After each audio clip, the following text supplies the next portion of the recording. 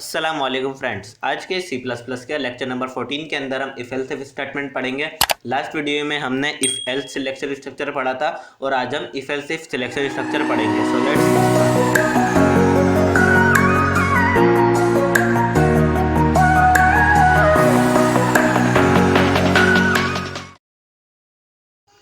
तो इधर हम सबसे पहले देखते हैं कि इफ एल्स इफ स्टेटमेंट होती क्या है। If else if statement is also known as else if statement.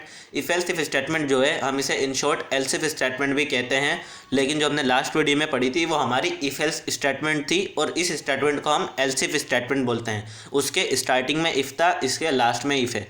जब हमने इफ़ एल्स सिलेक्शन स्ट्रक्चर पढ़ा था तो हमने उसके अंदर देखा था कि हमारे पास सिर्फ दो कंडीशन थी, एक इफ़ की कंडीशन, एक एल्स की कंडीशन। इन दोनों में से एक कंडीशन ट्रू होगी तो हमारे पास आउटपुट या ब्लॉक स्टेटमेंट जो है उसके रेफरेंस से प्रिंट हो जाएगा, अदरवाइज हमारे पास आउटपुट जो है वो नहीं आएगा। लेकिन इसके अंदर जब हमें मल्टीपल कंडीशंस बनानी होती हैं किसी भी प्रोग्राम के अंदर या अपनी नीड के हिसाब से किसी भी प्रोग्राम में, तो उसके लिए हमें क्या होता है, उसकी एल्स इफ स्टेटमेंट या एल्स इफ सिलेक्शन स्ट्रक्चर की ज़रूरत पड़ती है, जिसके अंदर हम अपनी नीड के हिसाब से मल्टीपल कंडीशन दे सकते हैं और उसमें से कोई एक भी रिजल्ट की इवेल्युएशन पे सिलेक्ट होगी। जो कंडीशन जो है वो ट्रू होगी उसी के रेफरेंस से ब्लॉक ऑफ स्टेटमेंट हमारे पास एग्जीक्यूट होगा या प्रिंट होगा। उसके बाद अगर सारी कंडीशन हमारी फॉल्स हो जाती हैं तो लास्ट में इसके अंदर हमारा एक एल्स ब्लॉक होता है या एल्स की एक स्टेटमेंट होती है जिसके अंदर हम अपनी स्टेटमेंट लिखते हैं सी आउट की। वो ब्लॉक जो होता है वो प्रिंट हो जाता है कि अगर इफ़ की आपकी कंडीशन फॉल्स हो गई, यानी कि फर्स्ट कंडीशन आपकी फॉल्स हो गई, उसके बाद एल्स इफ जब सपोज आपने 5 एल्स इफ दी, पाँचों की पाँचों फॉल्स हो गई, तो उसके बाद आप जो लास्ट में सबसे एल्स स्टेटमेंट देते हैं ना, वो एग्जीक्यूट हो जाएगी और उसका जो आउटपुट है वो प्रिंट हो जाएगा। ये इसकी जो होती है वो बेसिक डेफिनेशन होती है, मल्टीपल चॉइसेस के लिए इस्तेमाल होती है। अक्सर हमारे पास है यहाँ पे जब हम मार्क्स एंड ग्रेड का प्रोग्राम बनाते हैं उसके लिए ये यूज़ होती है। स्टूडेंट के नंबर का प्रोग्राम बनाते हैं उसके लिए यूज़ होती है ज़्यादातर। इसके लिए हमारे पास जो एक्सेल का जो काम होता है उसको कैलकुलेट करने के लिए इफ एल्स इफ स्टेटमेंट हमारी यूज़ होती है जिसमें मल्टीपल कंडीशन होती है। अब हम इसका सिंटैक्स देखते हैं। सिंटैक्स के अंदर हमारे पास इफ़ के साथ कंडीशन 1, उसके बाद अगर हमारा जो ब्लॉक ऑफ कोड जो है वो एग्जीक्यूट होगा कब, जब इफ़ की कंडीशन ट्रू होगी। एल्स इफ़ की कंडीशन 2 कब एग्जीक्यूट होगी, जब इफ़ का कोड फॉल्स हो जाएगा और कंडीशन 2 हमारी ट्रू हो जाएगी तो एल्स इफ़ का बोर्ड एग्जीक्यूट हो जाएगा। और ये ऐसे सो ऑन चलता रहेगा एल्स इफ़ की कंडीशन। और लास्ट के अंदर हमारे पास एल्स की कंडीशन होगी कि अगर हमारी इफ़ और एल्स इफ़ की सारी कंडीशन फॉल्स हो जाती हैं तो हमारे पास एल्स की कंडीशन जो है वो प्रिंट हो जाए। इधर मैंने सिर्फ दो कंडीशंस के ऊपर ही लिखा है, लेकिन हम अपने प्रोग्राम के अंदर इसे मल्टीपल कंडीशंस में भी बना के देखेंगे। तो इफ़ एल्स इफ़ का जो सिंपल जो इसका कॉन्सेप्ट है वो यही है कि इसके अंदर क्या होता है, हमारे पास मल्टीपल चॉइसेस होती हैं। इसकी नीड हमें इसलिए पड़ी क्योंकि जब इफ़ एल्स स्टेटमेंट देखी नहीं उसके अंदर हमारे पास सिर्फ जस्ट दो स्टेटमेंट थी या दो कंडीशंस थी और उसी की बेस पे हमारा आउटपुट जो है वो आ रहा था। लेकिन अगर हमें मल्टीपल कंडीशन की ज़रूरत होती है तो हम इफ एल्स इफ सिलेक्शन को भी इस्तेमाल करते हैं। इसका सिंटैक्स बिल्कुल सिंपल है, इसका कॉन्सेप्ट भी बहुत ईजी है। अब हम अपने ID Dev C plus plus में चलते हैं और इसकी प्रोग्रामिंग करके देखते हैं। अब हम अपने ID Dev C plus plus में आ गए और इधर हमें सबसे पहले लिखना पड़ेगा हैश इंक्लूड लिख के iostream, then using namespace std, उसके बाद इंट मैन। देन हमारे पास यहाँ पर हम एक इंटीजर लेंगे m। हम एक प्रोग्राम बनाएंगे जिसके अंदर हम मार्क्स एंटर करेंगे और मार्क्स की बेस के ऊपर हमारे पास जो है वो रिज़ल्ट आएगा, यानी कि जितने भी हमारे मार्क्स होंगे उसके हिसाब से जो है वो हमारे पास आउटपुट आएगा। तो इधर हमें लिखना है inter the marks of student. Student लिखेंगे हम, जाहिर बात है कि जहाँ पे भी मार्क्स की बात होगी वहाँ कोई स्टूडेंट ही होगा जिसके मार्क्स हमें प्रिंट कराने होंगे। उसके बाद लिखना है हमें m, उसके बाद इफ़ m जो है वो ग्रेटर देन और इक्वल टू हो 80 के, तो हमारे पास क्या हो जाए, तो प्रिंट नहीं हम लिखेंगे सी आउट दिस, या जस्ट हम ग्रेड लिखते हैं, ग्रेड ए प्लस हमारे पास प्रिंट हो जाए। अगर एल्स इफ यानी कि हमारे पास m जो है क्या हो, लेस देन और इक्वल टू हो, किससे, लेस देन और इक्वल टू हो 80 से। एंड इसको हमें ऐसे लिखना है m less than equal to 80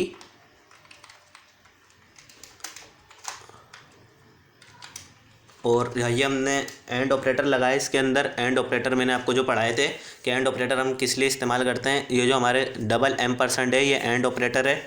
यहाँ पे कमेंट की फॉर्म में लिख देता हूँ कि डबल एम्परसेंड जो है वो क्या है, ये हमारा एंड ऑपरेटर है। ये जब मैंने आपको ऑपरेटर्स पढ़ाए थे तो हमने इसे देखा था कि ये हमारा एंड ऑपरेटर है, कि जब दोनों कंडीशंस हमारी ट्रू हों तभी हमारा आउटपुट जो है वो प्रिंट होता है। तो एंड ऑपरेटर का इस्तेमाल इन प्रोग्राम्स के अंदर ज़्यादातर एल्स इफ की जो कंडीशन होती हैं इनके अंदर इस्तेमाल होता है। और ग्रेटर देन और इक्वल टू हो 70 के, तो क्या हो सी आउट,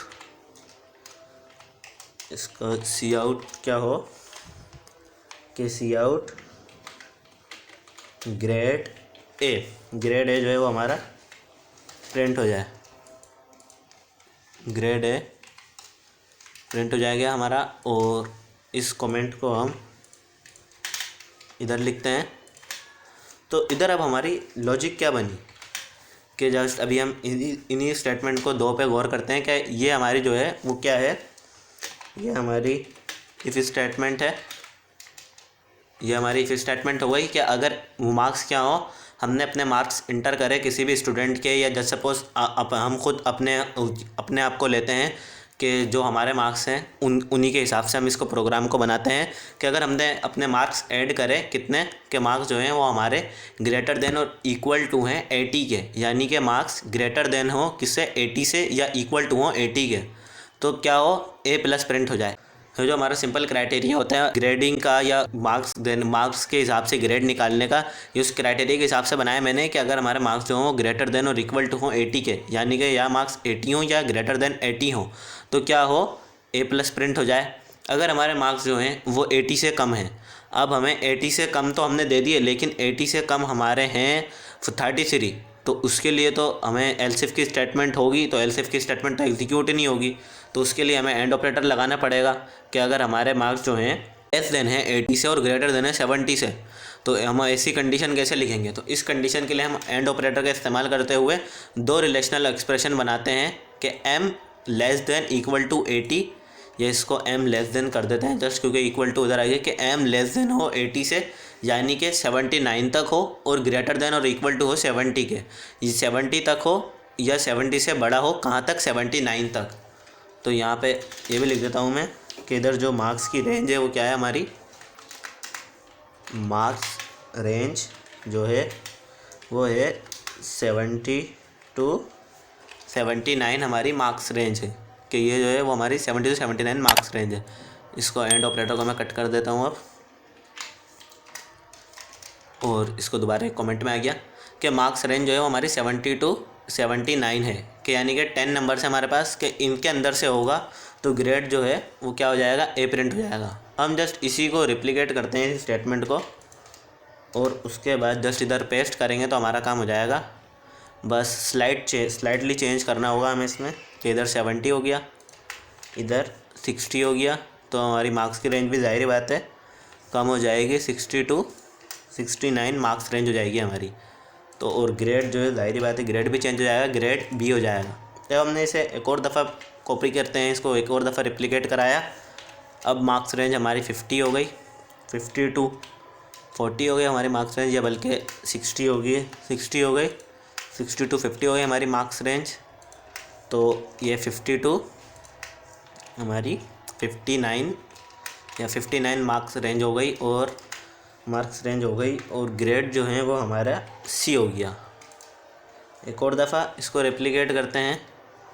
अब हमारे पास जो है वो मार्क्स हुआ है 40, और मार्क्स 40 हो गए हमारे पास, या मार्क्स 40 नहीं होंगे, मार्क्स 50 हो जाएंगे, मार्क्स 50 और लेस देन 40, और मार्क्स रेंज 40 to 49 हो गए हमारे पास। अब ग्रेड जो होगा वो अब D बनेगा हमारा। उसके बाद जो ये हमारा के मार्क्स लेस देन हो किससे, 40 से, और ग्रेटर देन हो 33 से, क्योंकि ये हमारी लास्ट कंडीशन है कि अगर ये कंडीशन भी हमारी मैच नहीं होगी तो 40 to 33 हमारे पास नंबर इसके अंदर प्रिंट हो जाएंगे, बल्कि 41 से 39 से प्रिंट होंगे हमारे पास। 39 से लेकर 33 तक के जो नंबर होंगे वो सारे इस हमारे पास इस सीक्वेंस में प्रिंट हो जाएंगे। और ग्रेड ये जो होगा वो ग्रेड एफ़ बनेगा, और इसके बाद जो ग्रेड एफ़ नहीं ग्रेड ई बनेगा।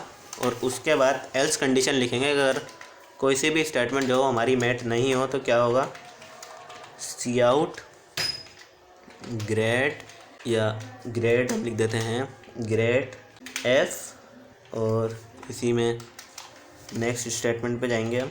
नेक्स्ट स्टेटमेंट में जाके बल्कि इसके अंदर हमें इसके लिए राइट ब्रेसेस लगाने पड़ेंगे। इसके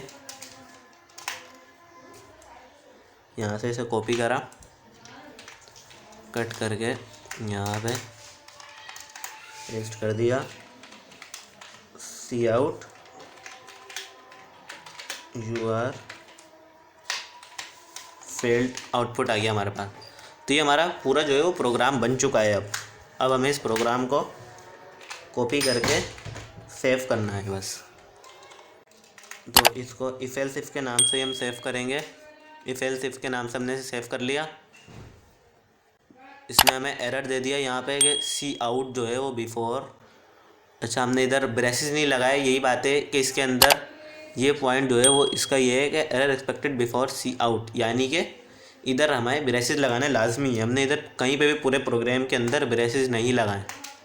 तो ब्रेसेस के आप इम्पोर्टेंट यहाँ से देख सकते हैं कि हमारा प्रोग्राम ही कंपाइल नहीं हो रहा है अगर हमने ब्रेसेस नहीं लगाए तो अब हमें डेफिनेटली ब्रेसेस लगाने पड़ेंगे अगर अपना प्रोग्राम कंपाइल कराना है। तो उसके बाद इस तरह से हम जस्ट इसे रेप्लिकेट करते रहेंगे, इसे कट करेंगे, पेस्ट करेंगे राइट ब्रेसेस के अंदर, कट करा, राइट ब्रेसेस के अंदर पेस्ट कर दिया। अब हमारा प्रोग्राम रन हो जाएगा। अभी भी हमें एरर दे रहा है कि एरर अभी भी हमें क्यों दे रहा है, क्योंकि यहाँ हमने इसके लास्ट में भी एक ब्रैकेट नहीं लगाया। तो ये ब्रैकेट भी लगा दिया हमने, और इधर भी हमारी किसी भी स्टेटमेंट के अंदर ये इन सारे स्टेटमेंट के अंदर एक ब्रैकेट भी हमारा मिसिंग है, जिसकी वजह से ये एरर दे रहा है हमें। ये हो गया। अब हमारा प्रोग्राम जो है वो सही तरीके से कंपाइल होगा और रन होगा। अब इसने हमसे मार्क्स मांगे कि इंटर कर रहे हैं हमें स्टूडेंट के मार्क्स। अगर हमने 46 मार्क्स इंटर करें तो ग्रेड डी प्रिंट होगा। 46 मार्क्स किसके अंदर लाया करेगा, हम इसे शुरू से देखते हैं। इफ़ की condition greater than equal to 80 false हो गई। एल्स इफ की कंडीशन 70 to 79 फॉल्स हो गई, 46 है मार्क्स। एल्स इफ के अंदर आए ये कंडीशन भी फॉल्स हो गई, 60 to 69 मार्क्स हैं इसके अंदर भी। ये 50 के रेंज के मार्क्स हैं, ये भी फॉल्स हो गई। 40 to 49 ये हमारी कंडीशन मैट हो गई। क्यों? क्योंकि हमारे पास 46 जो है वो 40 से बड़ा है और 49 से छोटा है। 46 जो है वो हमारे पास बिल्कुल सेंटर के अंदर लाया होता है। तो क्या होगा, हमारा ग्रेड डी प्रिंट हो जाएगा। इसने हमारे पास ग्रेड डी प्रिंट कर दिया। अगर हम इसे दोबारा कंपाइल करते हैं तो एक बार फिर हमारे पास इसके अंदर हम मार्क्स एंटर करके देखेंगे। तुम्हारा प्रोग्राम कंपाइल होकर यहाँ पे आउटपुट आ गया है। अब हमें इसके अंदर क्या एंटर करना है, हमने लास्ट टाइम पे 48 एंटर करे, 46 एंटर करे थे, अब हमने 78 एंटर करे। ग्रेड ए प्रिंट हो गया। ग्रेड ए प्रिंट क्यों हुआ? First condition greater than equal to 80 false हो गई।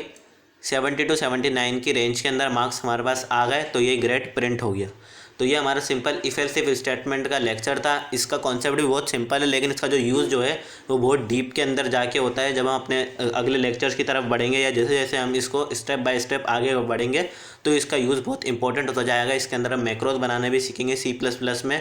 तो आगे के जो लेक्चर हैं वो बहुत इंटरेस्टिंग होने वाले हैं। मुझे उम्मीद है कि आपको आज का लेक्चर ये पसंद आया होगा। मिलेंगे आपसे अगली वीडियो में, तब तक के लिए टेक केयर, अल्लाह हाफिज़। हमारी वीडियो को लाइक करें और चैनल को सब्सक्राइब करें।